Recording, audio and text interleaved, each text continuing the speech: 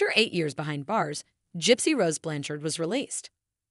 A victim of Munchausen by proxy, Gypsy, now 33, was sentenced to 10 years in prison in 2016 after she pleaded guilty to murder for her role in the killing of her mother, Claudine D.D. Blanchard. In 2023, she qualified for early release after serving 85% of her sentence. D.D. mentally and physically abused Gypsy throughout her entire life, convincing everyone around them that Gypsy was a terminally ill teenager with the mind of a 7-year-old, and for a long time, that included Gypsy herself. She was put in a wheelchair despite being able to walk, forced to take medications she didn't need, and had her head shaved in an effort to convince their friends, family, and community that she was suffering from muscular dystrophy, leukemia, and other ailments. The mistreatment only ended after Gypsy's then-boyfriend, Nicholas "Nick" Godejohn, murdered D.D. in 2015. Both Gypsy and Godejohn were convicted and sentenced to prison for their respective roles in the slaying. Gypsy became a household name after her arrest and trial, and her story was dramatized in Hulu's The Act, starring Joey King as Gypsy and Patricia Arquette as D.D. The case was also the subject of the HBO documentary Mommy Dead and Dearest. In December 2024, Gypsy became a mother herself when she welcomed daughter Aurora with her boyfriend, Ken Urker.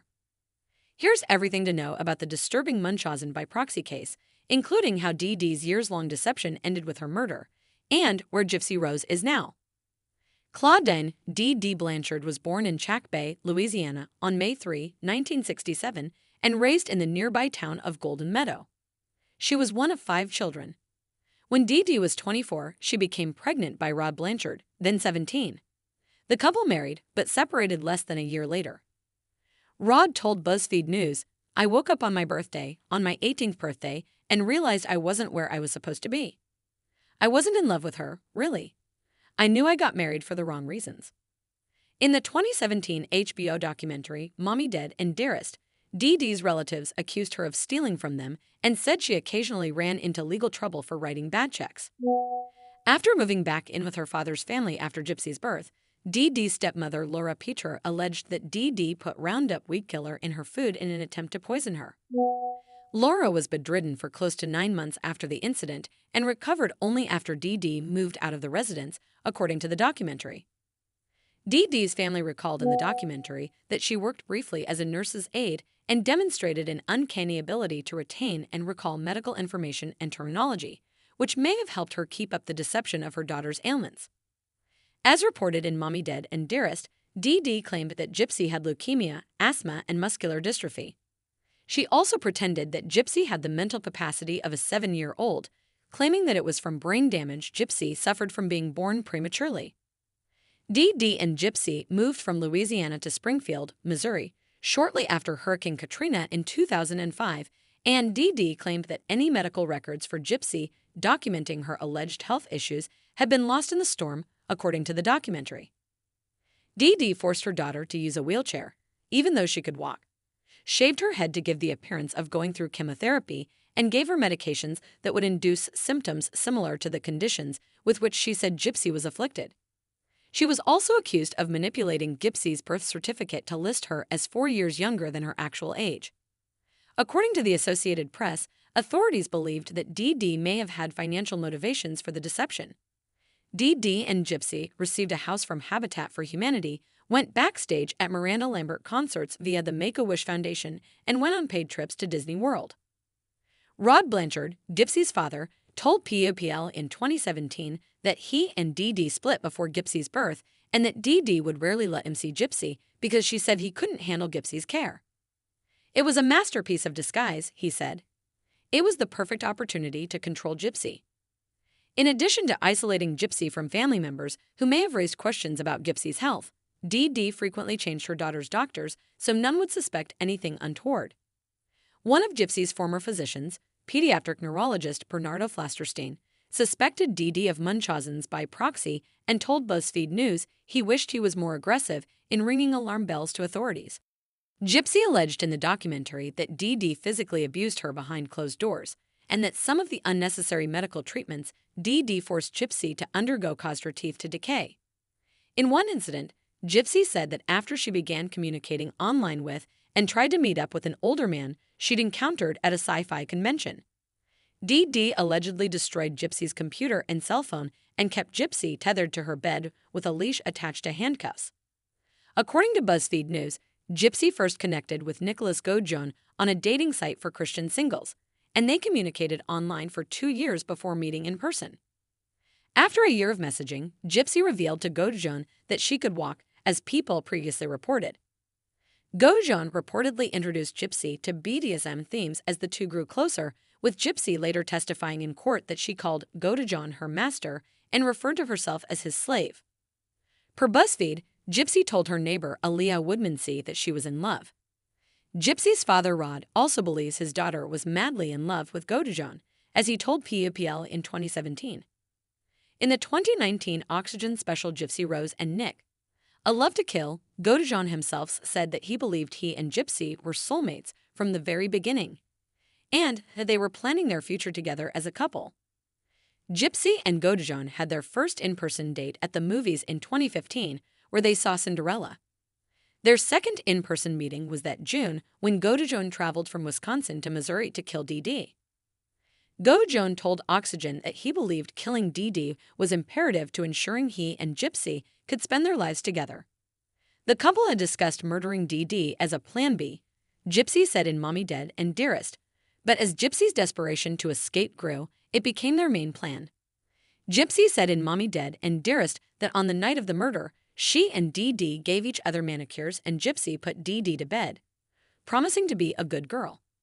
After Dee Dee fell asleep, Gojon entered the residence, Gypsy recalled, and Gypsy hid in a bathroom while Gojon stabbed Dee Dee to death. What happened next depends on which of them you ask. Gojon says that he and Gypsy had consensual sex, while Gypsy alleges that Gojon raped her. In interrogation tapes seen in Mommy Dead and Dearest, Gojon allegedly said he considered having sex with Dee Dee's corpse. Gypsy claimed, "I made a deal with him. I'd let him rape me, and then he wouldn't do that to my mom." Gypsy and Gojon allegedly stole $4,000 from Dee Dee's room, then went to a Days Inn outside of Springfield, where they ate brownies. The pair then mailed the knife back to Gojon's family home in Wisconsin, where they then fled by bus, according to a search warrant obtained by the Springfield News Leader. On June 14, 2015, Gypsy wrote on Dee Dee's Facebook, "That bitch is dead." Per BuzzFeed News, the post caught the attention of Dee Dee's friends, and when she didn't return their calls, they alerted the authorities. Police found Dee Dee's body in her Springfield home that day. They traced the IP address of the post to Big Bend, Wisconsin, where Gypsy and Gojon were staying. Police raided Gojon's family home and arrested him and Gypsy on charges of murder and felony armed criminal action, per the Springfield News Leader. In November 2018, Gojon was convicted of first-degree murder for the slaying, while Gypsy pleaded guilty to second-degree murder. Gypsy was sentenced to 10 years in prison for the murder of Dee Dee. In a 2016 interview with Dr. Phil McGraw, Gypsy said she had complicated feelings about her sentence, though she wasn't sure what a just punishment would necessarily be in her situation. "I believe firmly that, no matter what, murder is not okay. I do believe that I do deserve to spend some time in prison for that crime," she explained, "but I also understand why it happened, and I don't believe that I'm in the right place to get the help that I need." Gojon, meanwhile, was sentenced to life in prison without parole. Gypsy was released from Chillicothe Correctional Center in Missouri on December 28, 2023, around 3:30 a.m. local time, the Missouri Department of Corrections confirmed to People.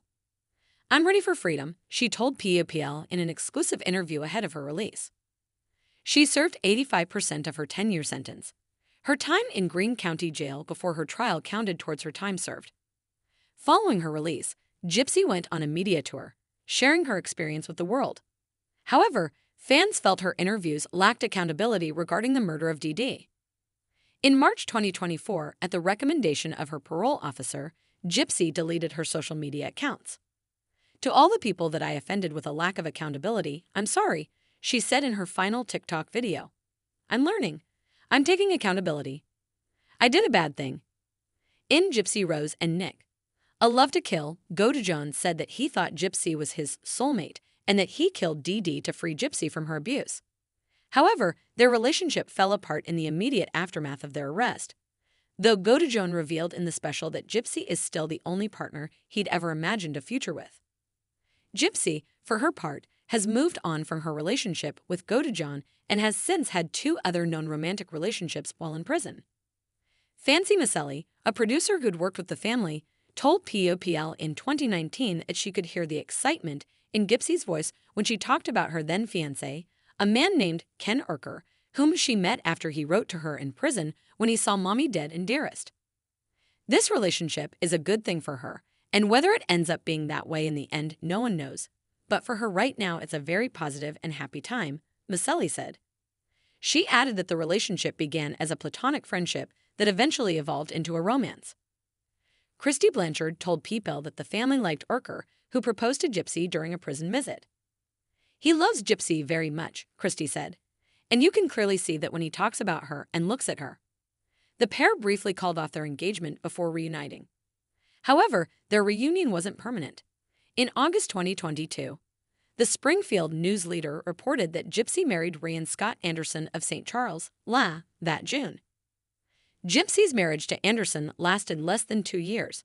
The couple announced their split in March 2024, roughly 3 months after Gypsy was released from prison, and she officially filed for divorce the following month. Their divorce was finalized in December 2024. Following her split from Anderson, Gypsy reunited with her ex-fiancé once again.